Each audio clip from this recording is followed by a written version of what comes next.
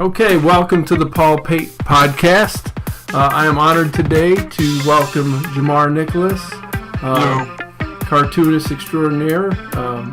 I'm familiar with the Detective Boogaloo, hip hop cop, which I actually when you agreed to come on the show, I went to your Wikipedia page and he's the guy that does the hip hop cop. Unbelievable. So I've known about you for a few years. Oh, that's incredible. It's good to hear that. Yeah, it's cool. I love that. And I noticed you had done some work with Jeffrey Canada. Mm-hmm. So I've seen him on TV and stuff, and he's a great character, and just listening to him to me is really inspirational. He's got to be an incredible figure. Yeah. He's a great guy and a great human being as well. Wow. And most famously of all, Jim Lujan. So yeah, Jim's a great guy. We haven't collaborated that much, but he asked me to be a guest voice on one of his animations, and we had a lot of fun with that. Oh man. But, yeah, Jim's a great guy. Yeah. How do you know Jim? It's funny. Maybe 10, 12 years ago, something like that. I started getting interviewed by this one really early comic book. I guess it's a podcast because they were in a radio studio. Okay. And kind of were doing this before it kind of blew up. These guys called Fanboy Radio, and they're still around. Oh yeah, okay. And Jim was kind of part of their crew and did all of the kind of like the crawl artwork for the guys, and also did portraits of all the guys on the podcast. Oh, okay. And, they also had them on a lot. Right. So it was like a little family, you know what I mean? So Jim and our relationship kind of spiraled from there. And that was a long time ago. It's a long time when you kind of forget how you met people. Yeah. I don't even remember how we met, but Jim's a great dude, and I always support his work. Yeah, he's one of the nicest people. One of the nicest people I've ever met, and then he just he kind of inspired me to get into animation, and I just talked to him today. He looks at my animation and always gives me criticism and feedback, and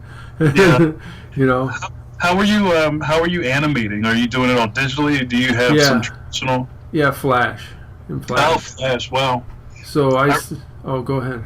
Oh, I'm sorry. I'm a talker. No, that's good. I remember I went to college. I went to art school for animation. I went to University of the Arts here in Philly, and it was kind of like right when Flash was starting to exist, but people weren't really kind of exploiting it the way it's used now. Okay. And one of my buddies who's now in video game industry, for my birthday one year, he gave me the Flash 4 Bible. Oh. And it was like this thick. Yeah. Like, yo, man, just learn this stuff. And I don't know. And I just think, if I had actually learned how to use Flash when it first came out, where would I be right now? Yeah, well, I've worked in computers for quite a few years, and you always feel guilty. Those giant books. Yeah. Who on earth can? I actually know a couple of people at work that will read those things, and then, but the rest of the 99% of us. It's just you look at it and you can just feel defeated, Those books are good for straightening out rugs. Yeah. Put that on the lump in the rug and let that work itself out. Yeah, the Beginner's Guide to Flash. It's like 600 pages. Huge books. But I don't know if those things have gotten smaller, but now you have YouTube tutorials. And anybody can make them, and they're out there for anybody. So you don't have to read a book like that, right? But I feel like you and I are kind of we're a little old school, right? You like having a book in front of you, or do you do everything on YouTube now? Do you like tutorials? Yeah. I mean, I would love to read those books, but I can't. I mean, I just don't have enough. I'm a slow reader, and I'm not that smart, you know. So, I think the tutorials are great. I don't know about you, but well, you know, I'm just coming around to them. I'm sorry. Yeah, but well, I think with a lot of those things is you kind of have to find the right rhythm to it. You find a good channel and somebody who gives you good concrete advice, and then it's scary because you can just fall into that YouTube trap where you keep clicking on stuff. Next thing you know, it's 3 hours later. Oh, I'm totally that guy. Oh, it's 4 in the morning. I gotta go to bed. Oh man, tomorrow's gonna hurt. Yeah. Right. Yep. Yeah, I actually get sucked in by the Facebook videos because you know if somebody posts one that you're interested in, you watch it, but then it automatically plays another one. You know. Yeah. And inevitably you're watching some guy getting jacked up in an alley somewhere, you know. Yeah, I just saw falling down this morning, but it's and you just can't stop looking. Yeah. I think it's almost kind of like digital distractions, like you're getting pickpocketed. Yeah, yes. Like looking over there and somebody's going through your wallet while you're looking at the video. Yeah, yep. What is really happening? Right. When these, what's that, Hip Hop World Star or something? Yeah, World Star. Yeah, it's crazy. So you do your art, do you do it old school on paper or do you do it digitally? Well, I do a little bit of both. It depends on the project. I would say that I'm pretty comfortable doing digital work. Like I have a little baby Cintiq, like one of the old Cintiqs that it's so old that I can't program any buttons in it because it crashes so often. It's not worth programming. So I mean that's good in a pinch, but you know I enjoy paper. I enjoy paper and surface. From tool to surface, I enjoy the feeling of that. But you know, I like the expediency of doing things digitally. Just using like Manga Studio, they call it Clip Studio Paint now. It's really breezy. And when I started using that stuff, I had to say to a couple of my comic book buddies, I think I've refound my love for drawing again. When I started using that stuff. Oh yeah, that's cool. Yeah, it was really cool, and I just was having fun. And there was a point where I really wasn't having fun drawing, but that part of the digital process makes it a lot easier to deal with. So when you're not having fun drawing, what do you mean? Like, how's that? I don't understand. I hope I didn't expose a dark secret about being a comic book artist. But, when I was younger, I used to keep sketchbooks, so I'm sure, everybody kept a sketchbook. And but for the past couple of years, I draw for the project, and I haven't drawn for fun in a long time. Right. You might have a couple of warm-up sketches that you really might gel with, and even like things like Inktober that passed. I think I did one drawing for Inktober, and I was like, "Wow, that felt really good." I don't have time to draw anything else because you're working on projects, right? And sometimes some buddies would say, "Well, but are you enjoying it? Are you having fun?" And sometimes it's sad to say, "Well, no," and I'm not being spoiled or anything like that by it. I'm really grateful for what I have, but sometimes the deadline is the mistress here. Right. Yeah. Just got to get stuff done. So I can't call it fun. The fun part is sometimes in the process where it's not as hard as it used to be, and that's good. That's fortuitous, if you know what I mean. Like, say you're at a point in your cartooning or whatever you do where things are a struggle. Oh man, I can't get this arm right. Oh man, I keep erasing this. Why doesn't it come out? And then after a while, you kind of level up. You talk about the 10,000 hours of mastery and things like that. Yeah. you do things enough, and sometimes things just become easier. It's almost like leveling up in a video game.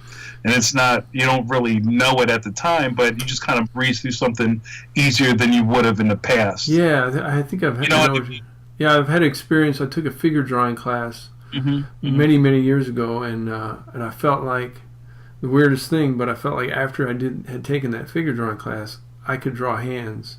Right. I wasn't focusing on hands or anything, but it just through the course of that figure drawing class, I got it down. I figured out, hey, there's just a couple of planes here, and those are hands.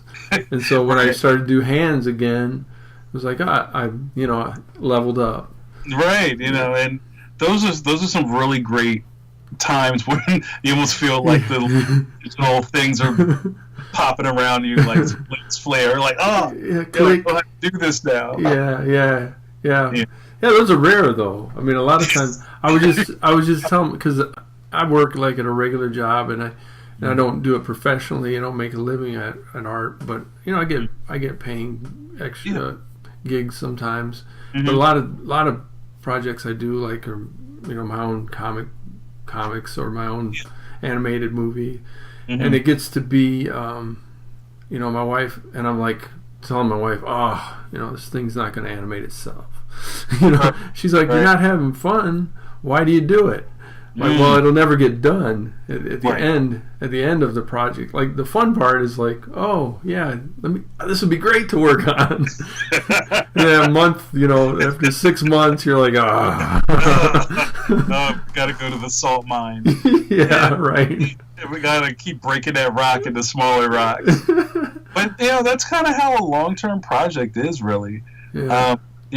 I teach too, and teach at the college level. I teach illustration and writing for comics, but especially with doing like comic book classes, a lot of it is kind of breaking down the reality to students that the fun part of doing comics comes through in the process, like I said, but there's a huge part of having to will yourself past the part where you're not into it anymore, right? I feel like drawing today doesn't work when you have deadlines. You gotta sit in a chair. And you kind of get through those pages that are just heads talking, or people eating cereal. And not everything is Wolverine jumping out a window with his claws out.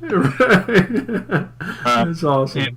Like that's where the kind of the work part of it comes in, where it's not all sexy, right? Or backgrounds.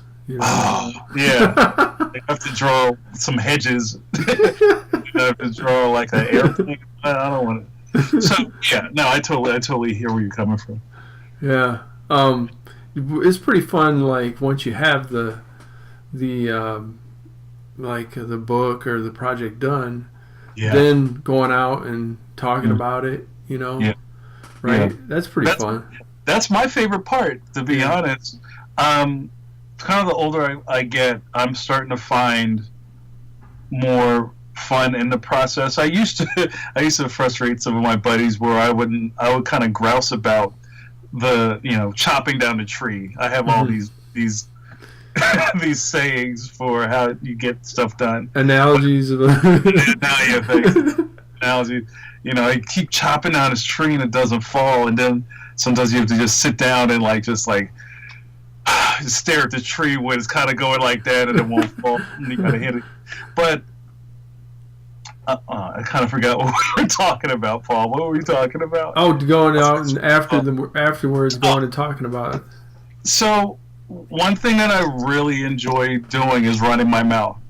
So I kind of look forward to talking about things after it's done, because I like talking about process and talking about how they make the sausage. And a long time ago, I started documenting the steps of going through a project, and not for really a reason. I just felt like it would be worth kind of showing people how the steps came across. And sometimes it pays off for me. Like, I've done some gallery shows where they wanted to see all of the sketch work for something, or when I did my fist, stick, knife, gun book, I caught some flack for this because it was weird. But I kept all the pencil shavings for that book in a big in a peanut butter jar, and I wound up in a gallery somewhere. And really, that is weird. It's weird. But who knew? I was just being. It's art. Yeah. It's art, but I just kind of did it just to do it. Wow. But no, I really enjoy talking about the project after it's done. That's the most fun to me. Yeah.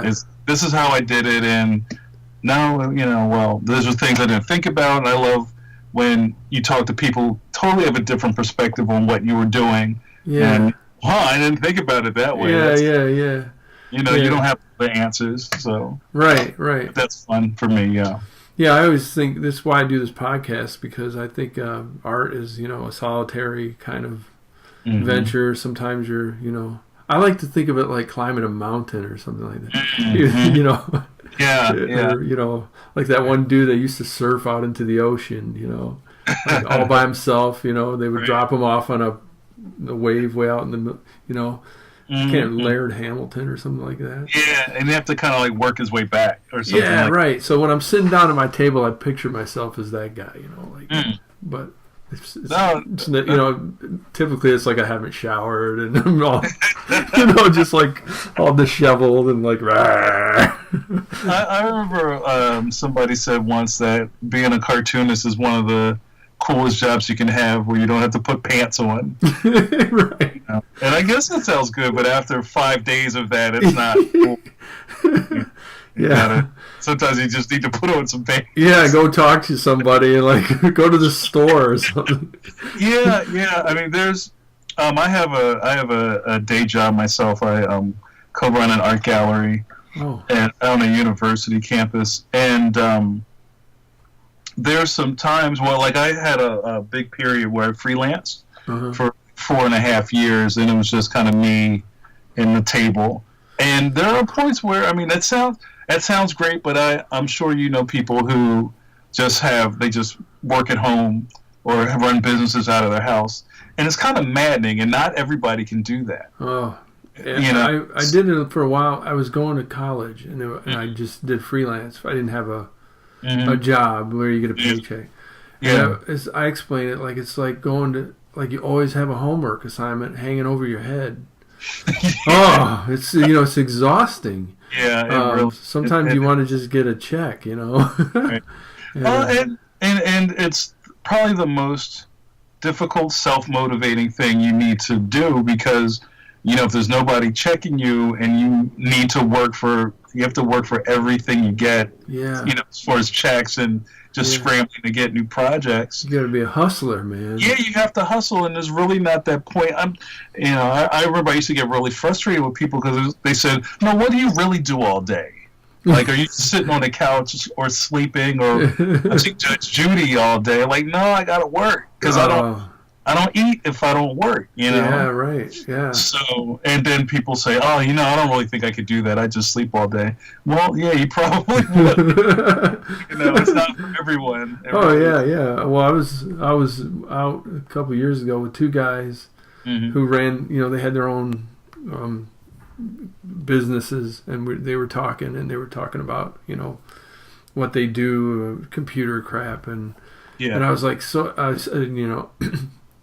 poor judgment, I said. I'm like so jealous of you guys. And one guy said, just so you know, I came here from the office. I was there until we got here.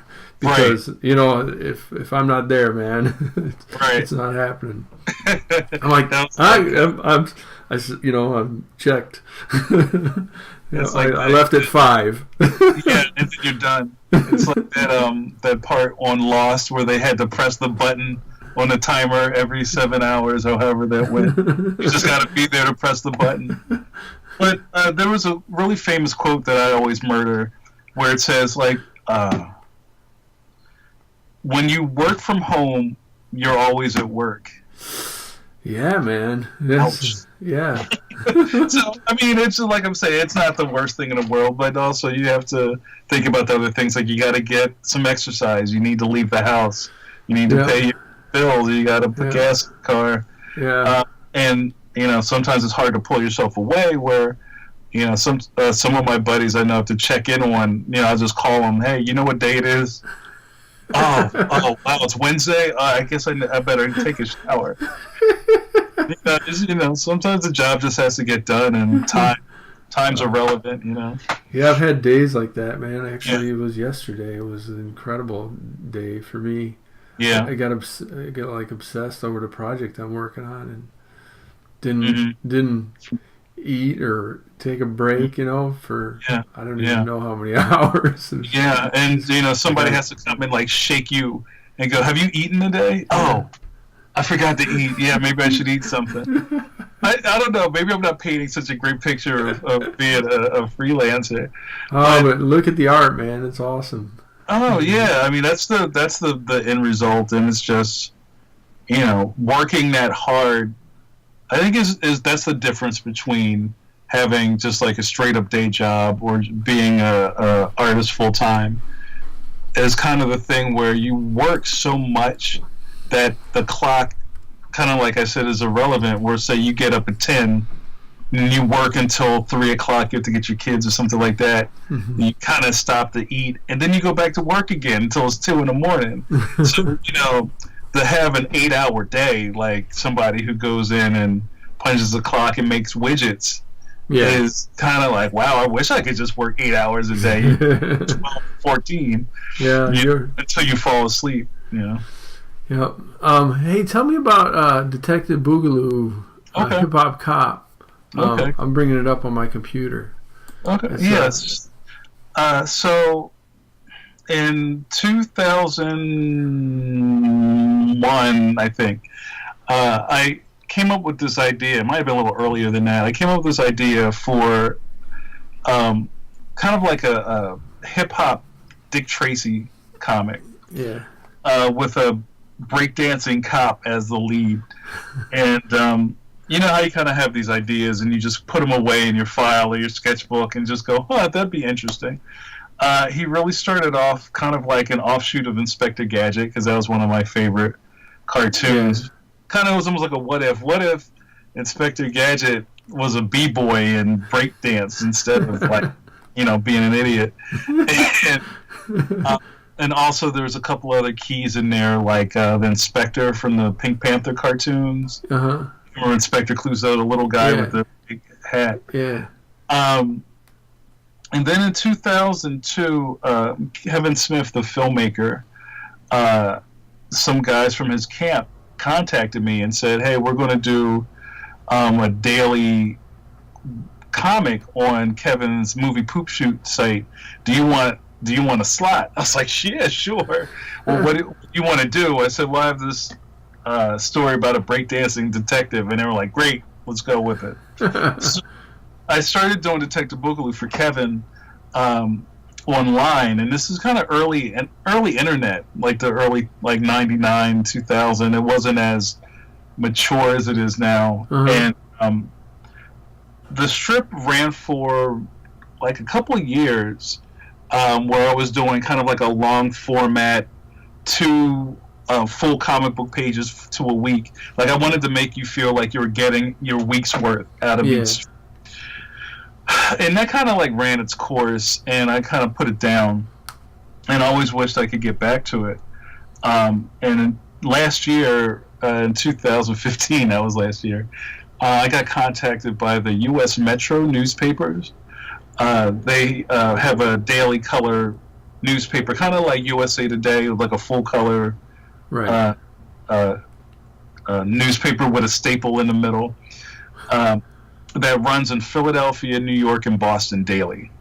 Okay. And they were looking for a daily color comic strip. Do you have any ideas? And I said, I have a story about a breakdancing detective.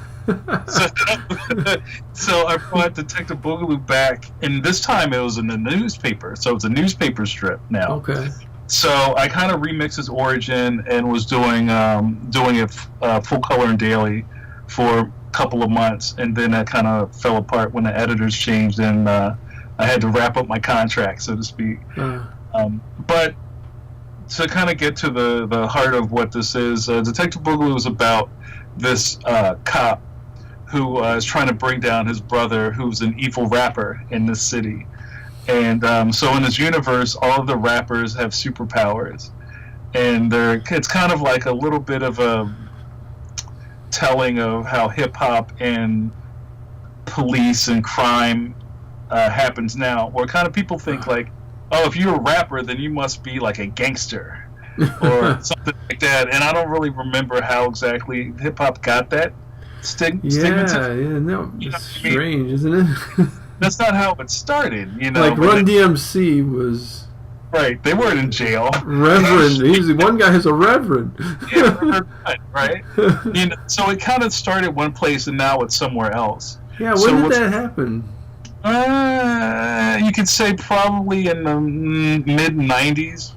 I don't really want to say gangster rap is where that started, but I mean that's got a key in it. And then I think just that's more of a political thing, but I think that's what people want you to think hip hop is. You know what I mean? It's easier to point fingers at it. Yeah, maybe it was that Tipper Gore thing. Oh, yeah, I forgot about that. You know, so there's a couple of points in time where like the 2 Live Crew court case and all those kind of things. Yeah. It kind of started to twist the way people thought about rapping or rappers. Yeah. But what's cool about my strip is that kind of like a Dick Tracy comic, I get to kind of poke fun at eras of rap by making these outlandish villains who are all archetypes of rappers. What really is great about the strip is that it works on that level if you want to look for it, but if you don't, it's okay and it's still rewarding. So, you know, I have some people go, oh, wow, I really like that, though I don't get the rap part, but it's still entertaining. Or, oh, yo, that's so-and-so. He's supposed to be Slick Rick. I got it. You know, it works on a couple of levels. I'm going to see if I can share my screen, because I got it up on the... I just Googled it and put it on... I think I followed you on Facebook. Oh, yeah. I just followed Detective Boogaloo on Facebook. Do you have it on Facebook? Yeah, I have there's a dedicated page for Detective Boogaloo. Okay, that's how I know about it. Yeah, it was one of the first things I followed on when they came out with Facebook. Wow, that's cool. I don't have a lot of Boogaloo stuff on Facebook. I need to get back to it, but I started just posting videos of like breakdancing just to keep it going. Yes. Let me see if I can share my screen. Hold on. So let's see. Conversation. Maybe I'll edit this out of the. Let me see what I can do. Conversations. Share screen. Okay. And then I'm just gonna try to do. Wow. You were doing like that camera, that mannequin challenge there for a minute. Yeah, that's ridiculous. I'm sorry. Can you see it? Not yet. Oh yeah, there it is. Yeah, that's the very first strip. Oh really? With a lot of ads around it. Look at that. That's I know, isn't it? Yeah. I'll try to trim this out or something, but maybe zoom in or something. The like art that. on it is cool. And, thanks. Yeah, I mean, of course, it's you know, I love that kind of style. Thank you, I appreciate that. It's kind of like you know what? I can probably find you something real quick. Oh, okay. Yeah. Hold on one second. We're going to kind of work around each other real fast. All right. I have a link I can share with you that has all the strips in it. Okay. So, if I send you that link, then you can share it. Yeah.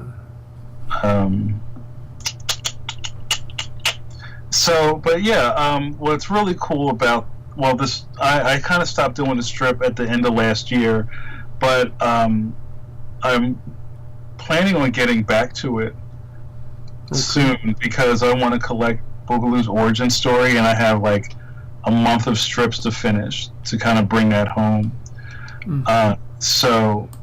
And people have been asking me about doing a collection of Boogaloo for a long time, so I really want to try to nail that And what's really fun for me is that this year coming up, 2017, is my 20th anniversary in comics. Oh, wow. Yeah, it's ridiculous. So I want to do some really, some cool things next year coming, and I think that'll be a nice piece. So, what did you start off in comics? Well, I started self-publishing Okay. in 1997, where I was doing this comic called the Jamar Chronicles. Okay. And as the name suggests, it was a comic book about me. It was like a very first comic book ego project, but it was kind of, if you can imagine me with a backpack, with a talking doormat in my backpack, jumping through dimensions. That's kind of what Jamar Chronicles was about. It was a little ridiculous.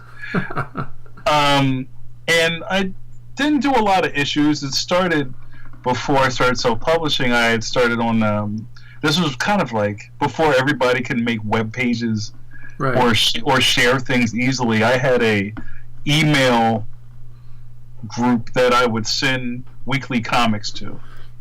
I can't remember if that happened before or after I started doing the comic. Something, and they might have been doing them part and parcel. And hold on one second. No problem. I'm gonna send you something real quick. Okay. So if your chat window is open, and so I self-published like 2 issues, and then I had a bunch of mini comics.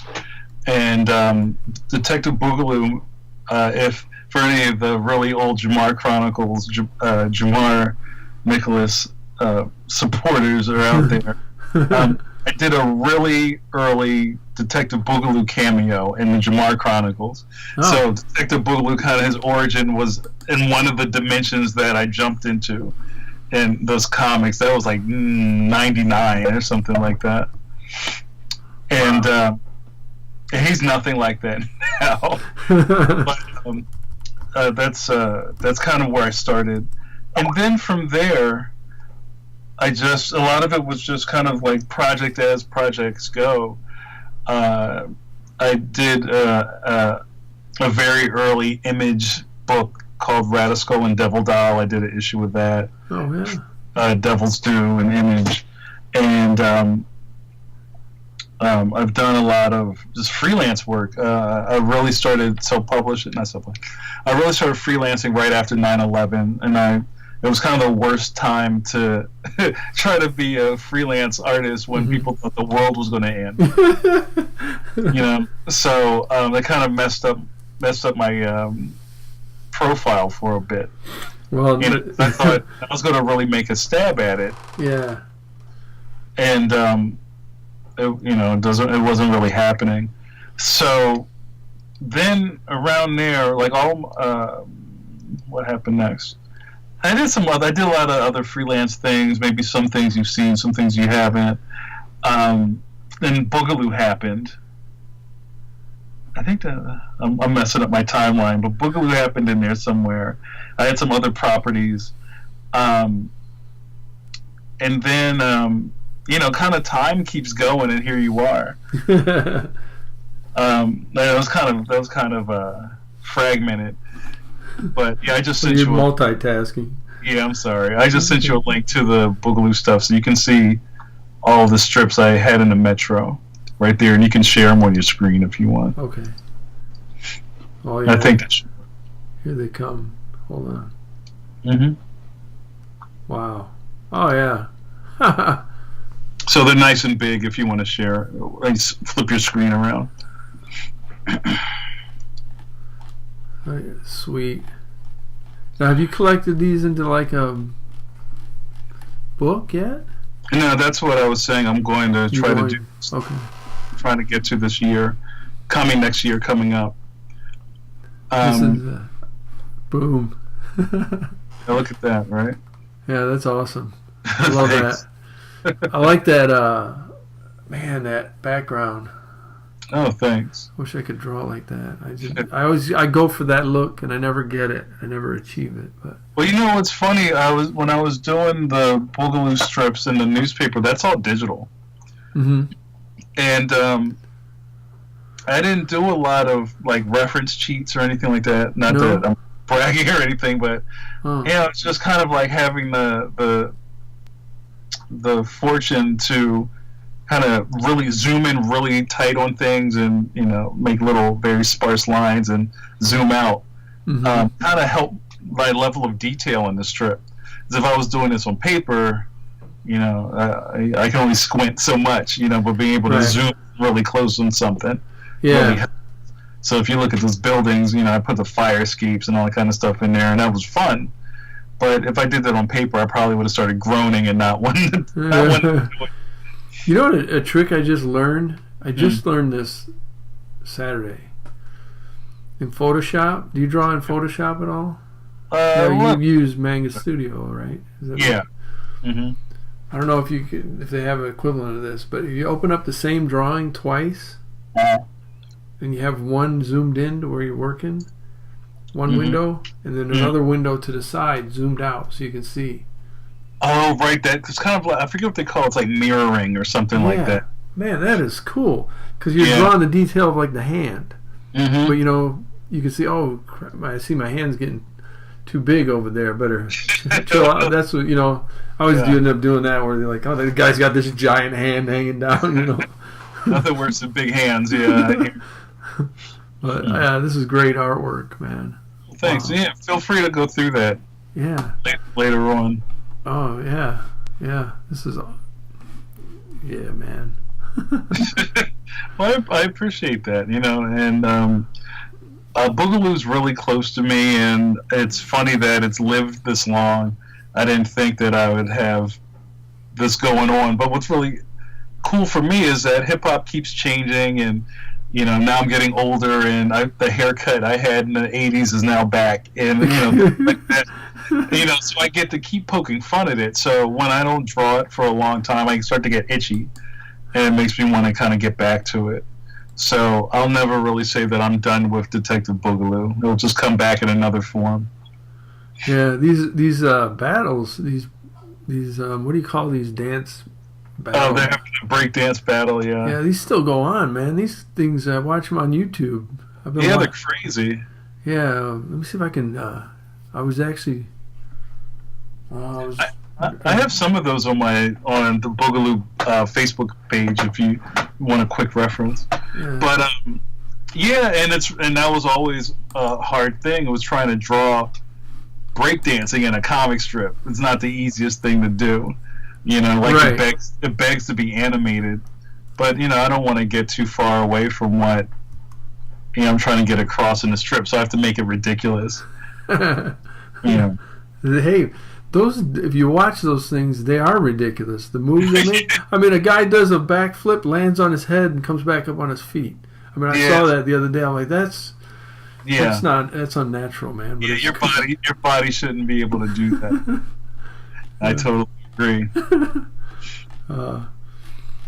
Let me go back to that page that you sent me. That's perfect because you can just go through them all. Yeah, that's nice. Oh man, I can do this all night long looking at these. I love that style. You know, I like to go. I tend to not the loose style that they have. You know, I'm too. I'm not loose enough. I try to go for that, but then I end up. You know, I don't know. Man, I can do a couple of frames and then and I work myself back into the, you know, that's tightened up. So I wish I could. So, you feel like you're a little kind of like not to say anal about it, but there's like it has to be tighter or tighter or tighter. Yeah. Mm-hmm. Yep. Well, I think something that helped me keep a loose style is probably my animation background. Yeah, I think if I wasn't a fan of just straight animation or even comic strips as a kid and kind of coming into being a cartoonist, I think my stuff would probably read a lot differently.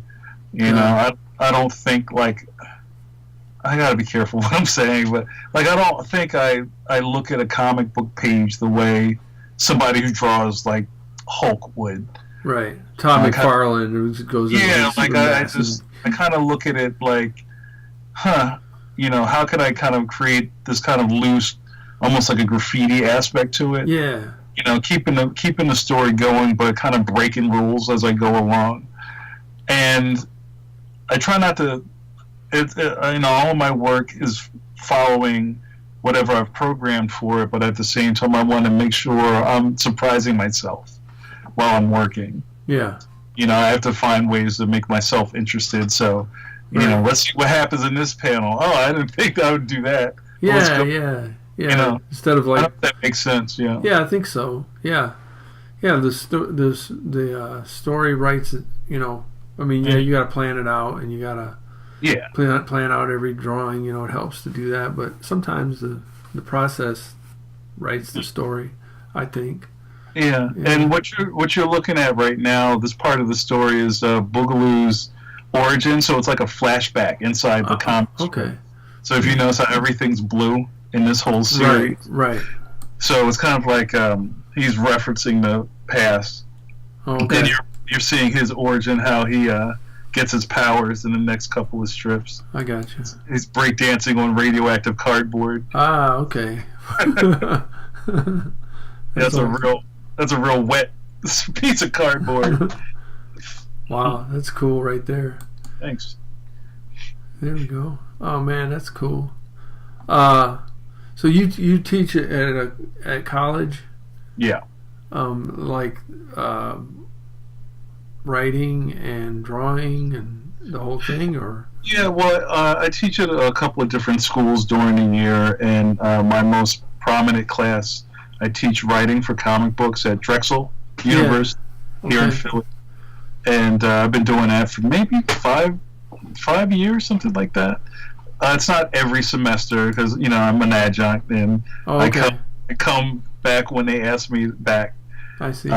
But it's a really well received class. It's usually full, and we talk a lot about the relationship between a writer and an artist. That's a really important marriage in creation of comics. So there's a lot of script writing the students do, and their final is to create from scratch 22-page comic book script. Nice. But there's a lot of writing. Almost every week they have to do like a 4-page, 6-page, 8-page script with different parameters assigned to it. So by the time they get to the end of the semester, they're ready to do a long-term piece. Right. Just so I went to Michigan State, and when I was there, they didn't have this, but now there's a guy there. I just had him. I interviewed him on my podcast, named Ryan. He's a professor there of comics, and they just got it. They have now. You can get a minor in comics. Wow. And he said, when students sign up for his class, oftentimes parents are like, really? What's going on with this? Take comics, and but then they find out that it's not very easy. It's not like bowling or something like that. So yoga or something. Yeah, jazzercise. Yeah, and that's something that comic book professors or instructors have to always fight against, is that the students think, oh, I like comics, I'll take comics, and then they're like, oh my god, there's so much homework, or I had no idea. And once in a while you have some students kind of bow out or go, I really respected it, I just didn't think it would be that much work. So they're humbled, right? Which I'm happy to hear. Yeah, it's not easy, No, I can tell you, my experience with, I've published 2 graphic novels, and for years and years, literally, I would start, do 10 pages, and be like, this is crap, Right. Because you're fighting yourself the whole time as well. Yeah. Unless you're really good with your formula and like my buddy Mike Manley says a lot. It's kind of like he has a recipe for when he makes his comics, and it's just like you don't divulge from the recipe, right? Which kind of helps you get through those hard periods of, oh man, I'm at page 10. I hate all of this. Like, you got to keep going. Yeah. You know what I mean? Right. There's something in us that makes us want to quit. You know, I hate this. I liked it at the beginning, but now I don't. I'm going to rip it up. You know, all those kind of like self-sabotaging things we do to ourselves. Yeah, I don't even know how. Honestly, I don't even. Both my books are over 200 pages, and I don't even know how I did it. Must have been in some sort of fugue state. You know. I love fugue state, right? Because hiding a burner phone in the ceiling. That's the fugue state. No, yeah, I totally agree with you, and that's one of the fun things about talking about old projects, because after the hell you go through finishing things, you kind of forget. You forget how, you know, how many nights you stayed up late and how much whatever, and then it's done, and you have this body of work, and that's awesome. Yeah. You know what I mean? Yeah, So, I mean, when you can hold it in your hand. Yeah. And they're back there. I think. Can you wait? I don't know if I can't see myself, but hold on. I can see you.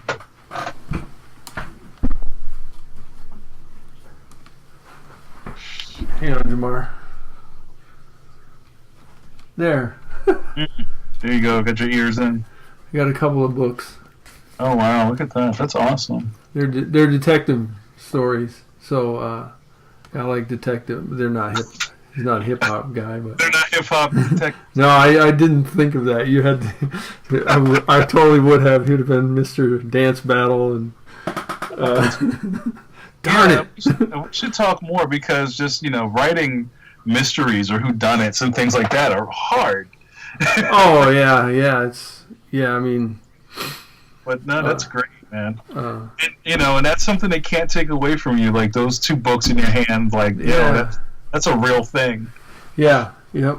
Yeah, that was a. You know, like I said, I don't know how I did it, but it's done, and you know, yeah, you can hold it. Yeah. And, you know, and I still you can buy that too. Yeah, I still sell. They're on Amazon, but I never sell any there. But on Comixology, I still sell a couple here and there. You know. Cool. Yeah. Yeah, that seems to be the. That's the avenue. Huh. That seems to be the spot, I guess. But I only have one of them on there just because I haven't taken the time to put the other one on, because it's kind of a special format you got to put them in. But I think they say that your sales would go better if you have more than one. Right, because it's something else to kind of balance the other projects against. Yeah, so it's kind of like, what else do you have? Yeah, I don't want to take a chance on this one-shot clown. I'd rather buy somebody that's established, you know. Oh, he did 2 of them. I'm in. Right. Oh, that's really cool, and that's something I have yet to get into, but I'm planning on doing some stuff with Comixology soon. Oh, really? Yeah, so we'll have to kind of pick each other's brains about that. Yeah, anytime, man. Do you go to comic book conventions at all? Yeah, I do a lot of conventions, and my next book, Leon, which I think is going to break at the beginning of next year. I'm planning on doing probably more than I usually do. I probably do around maybe 8 conventions a year. I do some small ones, and I usually do. I just did New York, the New York Comic Con last fall. Okay. Well, you know, a couple months ago. Right. The beginning of October. When was Comic Con? It was not that long ago. Baltimore. I do some local shows here in Philly. Wizard World in Philly. I kind of do the corridor, Baltimore Comic Con. Did I say that already? Yeah. And there's a couple I want to try to get out to. Like, I'd love to go to the Emerald City Con in Seattle, but I've never been to that. Okay. But yeah, I do my share of conventions. Oh, there's a really cool one, East Coast Comic Con, which is right outside New York at the Meadowlands Exposition Center. That's a good one. So, and you know, I don't know how some guys just don't do cons. Like, I feel like that's just part of your... Oh, that was my alarm. That was my clock. Clock is in Japanese. Oh, nice. Yeah, it's just like I have to do shows.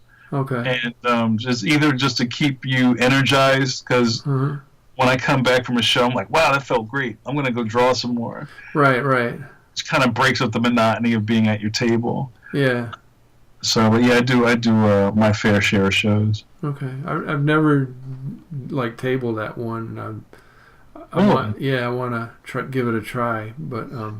Yeah, you should. You really should. I know that sometimes it's easier to start with, maybe if you get a half table and go in with somebody. I think that's what I'll do. So.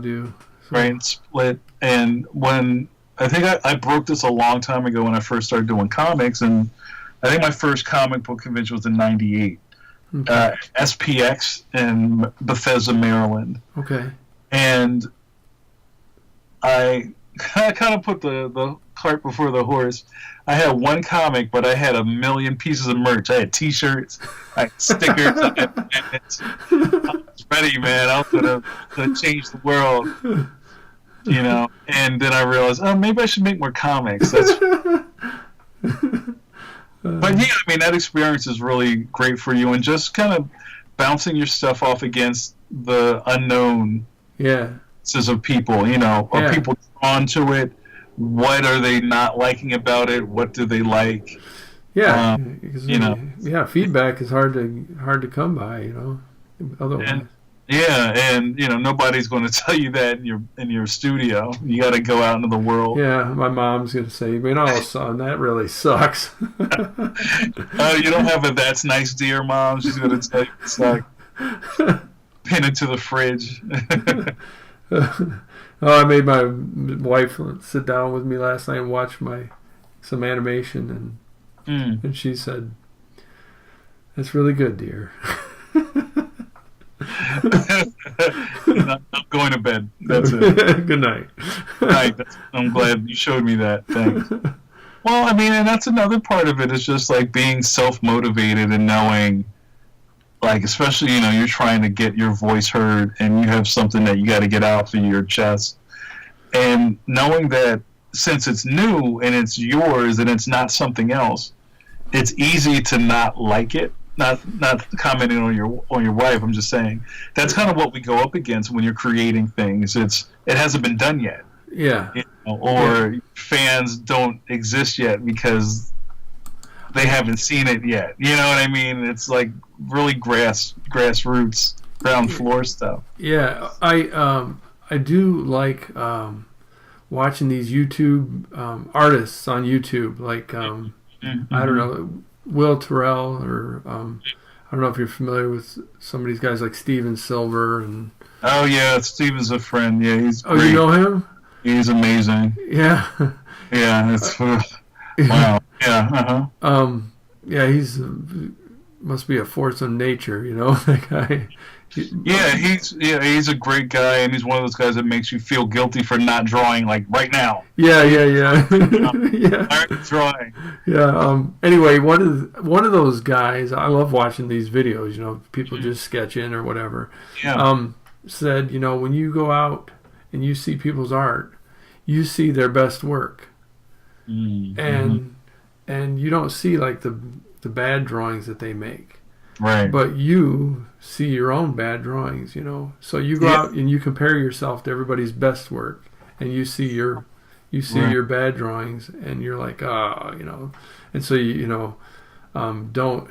His advice was, you know, don't compare. I don't know, whatever. But now, that makes a lot of sense. It's kind of like the false reality we live in on Facebook. You know, everybody. Right. It's kind of like people have curated their own reality. Yeah. So you only see the best pictures. Right. The most like posed shot, and not the blemishes. Right. No, I understand what you're saying. Yeah. Mm-hmm. Yeah. So anyway, I go through that of like making drawings and just like, you know, my wife she checks me all the time. You know, I'm like, this is crap. You know, and she's like, whatever, dude. You know, or and that's great. I think it's good to have some, resistance in your work, or somebody that's not going to just let you have a pass. If something's not good, tell me it's not good. Like, how am I going to get better if everything's amazing? That. Actually, Jim Luhan's good for that.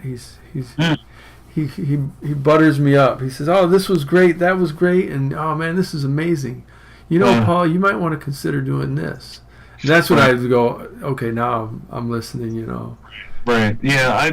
And just being around art students and teaching, and just the power of a good critique is so important to artists. And being able to say, I like what you're doing. I see where this is going. Here's where I think you could have some improvement. Or what were you thinking about when you did this? Oh, that's a good one. I say that not like, what were you thinking? Right. It's more like, why did you do this? Everything you're putting on this page needs to mean something. What was the point of doing it this way? I'm going to make you answer and ask your own questions sometimes. Yeah, that's good. I got to remember that. Because actually, I used to do that on back in the day when you were talking about like the late 90s, early 2000s. I used to do a little web comic. And I used to like to do the critiques. Yeah.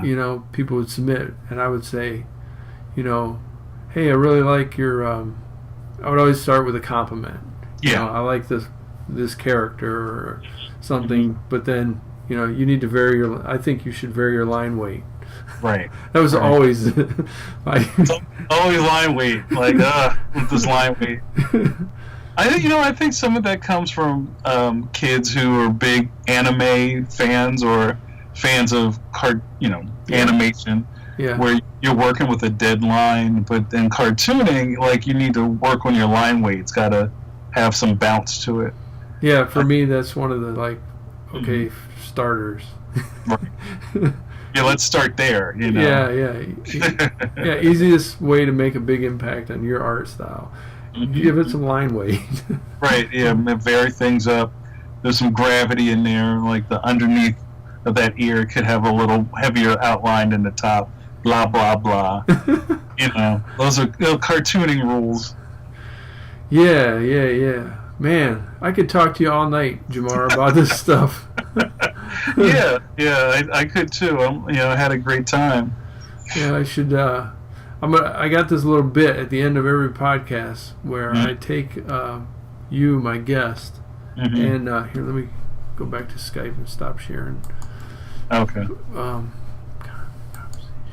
Share screen, stop sharing, so I can get my big head back in here. So I take the guests and I put them on a deserted island. So you're on a deserted island, and we go through, like, you get 5 things. You get one item of 5 things. Okay, so now that you're on a deserted island.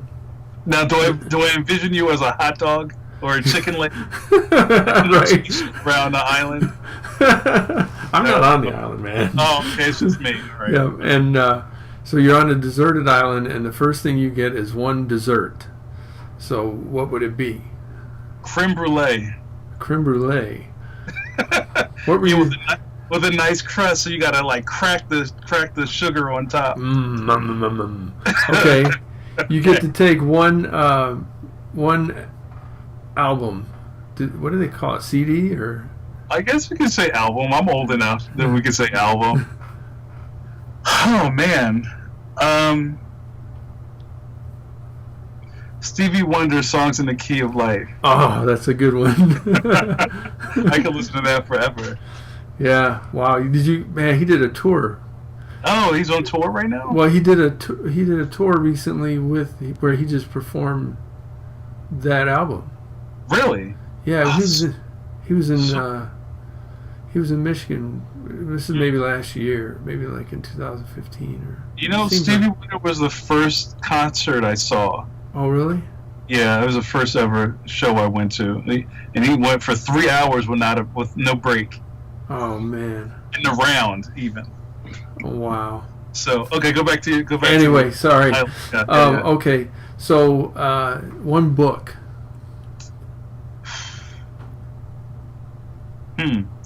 Lord of the Flies. Okay, perfect for Deserted Island. Yeah, right. Just gonna make myself depressed. Yeah. Okay, there's 3. Number 4 is going to be oh man, you're a single guy, or are you been married or single? No, I'm a long-standing relationship, so you can say I'm. Oh, okay. This is even better then. Mm-hmm. You get to take one actress onto the island with you. Oh no! Okay. I'll take. Well, that's tough, man. I was good all the way up until that. Like, who could I just stand to live with on a desert island? That's going to be tough. Because I think whatever it is, I wound up doing the dishes anyway.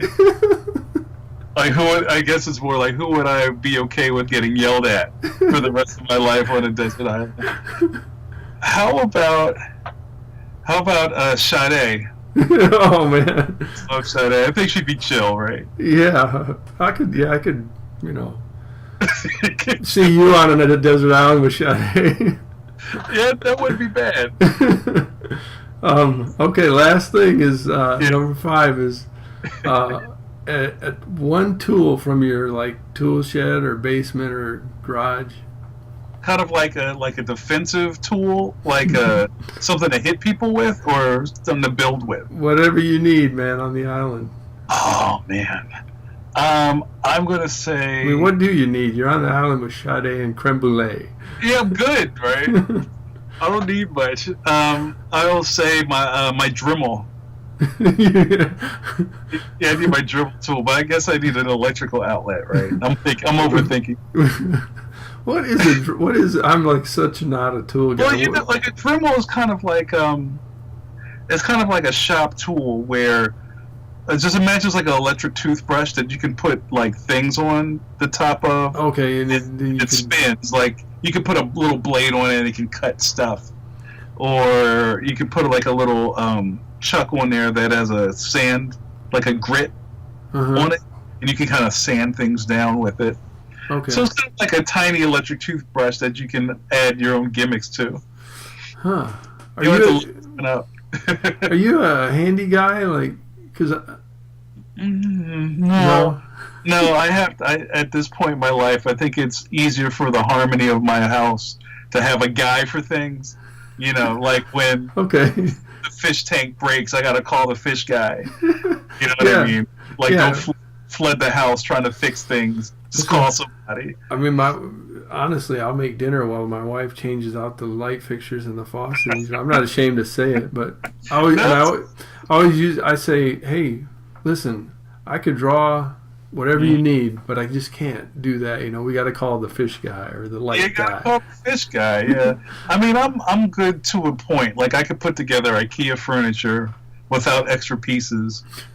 I can change a light bulb. I can change a tire. I can do things like that. But anything major that I think I'm going to get electrocuted, or I could fall off of something, I'm not doing that. You know what I mean? So I'll have to call somebody. But I do a lot of the stuff around the house. I do the laundry, and we share the rest of the stuff. Because there's some things that you're probably easier about than your wife. I don't mind doing this because it's whatever to me, rather than it being a fight. Yeah. Yeah. Oh yeah. So because I'm a pretty chill dude, so kind of sitting there and washing and folding laundry is kind of a zen thing for me. Oh yeah, me too. You just kind of go into your place. You're bam, bam, bam, bam, bam, bam. It's not Jesus, why am I doing this? Yeah. So some of those things are kind of okay. I don't mind doing hard work. All right, man. Was that it? Did I get on You won the island, man. Sade on the island. That's awesome. Sade and creme brulee. Yeah. Actually, Jim Lujan was one of the best. Because you usually get people with that one, Where they're like, well, you know, I don't want to take. Anyway, he told me Carol Burnett was the actress. I was like, that is perfect. Well played, you know. Because everybody goes right for the, you know. You know, I'm going to take Scarlett Johansson on the island with you, Sade. I can see her like not wanting to help out, you know. Like a Mariah Carey or something. Oh, yeah, right. Sit on a rock and make you do everything. You know? Like, babe, we got to build this fire. Like, can you get up and help? Yeah, me? Actually, Sade was like a mermaid on one of her videos or something, wasn't she? Right. She's so cool. Right, she's already experienced. She's got. She knows what to do. Yeah, man, I'm in good hands. I'm all good. That was a good choice. Thanks, man. Appreciate that. All right, man, I'm gonna hit it. Thanks again for coming on, Jamar. It's good to get to know you.